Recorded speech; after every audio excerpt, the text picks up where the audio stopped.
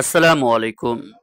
এই মুহূর্তে আমি অবস্থান করছি চারঘাট মিয়াপুর মেডিনোভার পাশে মুস্তাক মুসাদ্দেক তার বাড়িতে। গত রাত 3:30টার দিকে বাড়িতে আগুন ধরে এবং দুজন ভাড়াটিয়া থাকে।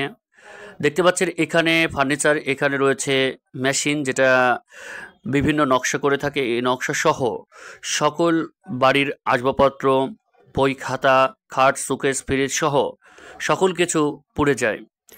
গত রাত 3:30টার দিকে ঘটনা। প্রাথমিকভাবে ফায়ার সার্ভিস ধারণা করে যে শর্ট সার্কিটের মাধ্যমে প্রায় 1.5 থেকে 2 কোটি টাকা ক্ষতিগ্রস্ত হয়। এই ক্ষতির সাধন উঠে যাওয়া কখনোই সম্ভব নয়।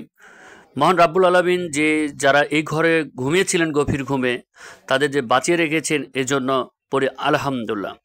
এই ঘটনার সুরে আজ সকালেই পরিদর্শন করে চারঘাট উপজেলা নির্বাহী অফিসার জান্নাতুল ফেরদৌস এবং উপজেলা সহকারী কমিশনার ভূমি স্যার, এবং এসে ক্ষতিগ্রস্তদের মাঝে যেটুক পারে